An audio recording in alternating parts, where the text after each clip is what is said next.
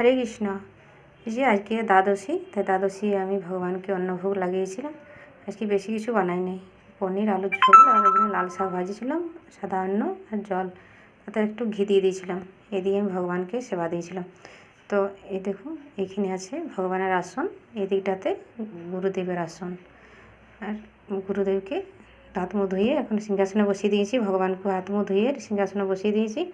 এই যে আমার ভগবানকে দর্শন করো, এইভাবে ভগবানকে ভোগ লাগাবে। এই যে এখানে আমি একটা গ্লাস দিয়েছি, এখানে গ্লাসের জল দিয়েছি, গ্লাসের জলের মধ্যে আছে এই যে তুলসী পাতা দিয়ে, তুলসী পাতাটা দেখাচ্ছে নাই তো, তুলসী পাতা দেওয়া আছে, কিন্তু এইভাবে আমি সারাদিন ভগবানকে জল দিয়ে দিয়েছি, জল রাখি দিয়েছি ভগবানের কাছে। আর এই যে ভগবানকে ফল দিয়ে দিয়েছি, ফল আছে ভগবানের কাছে। এই যে ভগবানকে দর্শন করো, এইভাবে ভগবানকে ভোগ লাগাবে। প্রায় আমার 5 মিনিট হয়ে গেছে, এবার আমি ভোগটা তুলে নেবো। এই যে আসনগুলো তুলে নিচ্ছি, ভগবান গুরুদেবের হাত মুখ মুছিয়ে দিয়েছি, আসন তুলে দিলাম। এই যে এখানে এখন তুলসী মহারানী আছে, তুলসী মহারানীও অন্নভোগ পেয়েছে। এবারে রোদে দিয়ে দেবো, আমি অন্নভোগটা তুলে নেব। এবার আমরা সবাই প্রসাদ পাবো। জয় গোবিন্দ।